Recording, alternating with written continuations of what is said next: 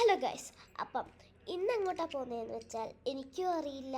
കൂട്ടുകാരോടെ കുളിച്ചോണ്ടിരുന്ന എന്നെ വലിച്ചു പിടിച്ച് ഡ്രസ്സ് ഇട്ടിട്ട് ഇത് ഞങ്ങളിത് പോകാൻ എനിക്കറിയില്ല. കാരണം ഞങ്ങൾ കുറേ നേരം കൊണ്ട് ഈ ട്രാഫിക്കിൽ പെട്ട് കിടക്കുകയാണ് ഗൈസ്.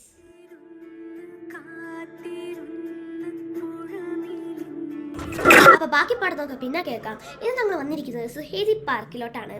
ഇന്ന് റിയാദ് സീസൺ ഡേ 1 ആണ്.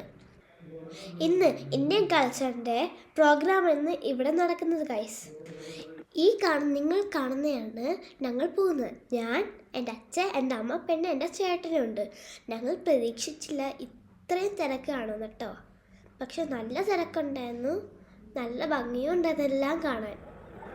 അപ്പം ഞങ്ങൾ ഫസ്റ്റ് കയറിപ്പോയപ്പോൾ തന്നെ നമ്മൾ ഈ കാണുന്നതെന്ന് വെച്ചാൽ എല്ലാ രാജ്യത്തിലുള്ള പേരുകൾ അവിടെ എഴുതി വെച്ചിട്ടുണ്ടായിരുന്നു.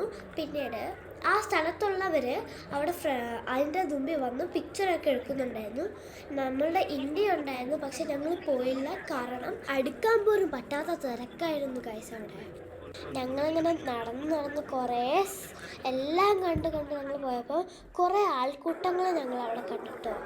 ഞങ്ങൾ പോയി നോക്കിയപ്പോഴാണ് ഞാൻ കണ്ടത് ഒരപ്പൻ അവിടെ നിന്ന് ലൈവായിട്ട് തീ വെച്ച് വള ഉണ്ടാക്കുമായിരുന്നു ഗൈസ്. പിന്നെ ബാക്കിൽ കുറേ വളകൾ അടുക്കി വെച്ചിട്ടുണ്ട്.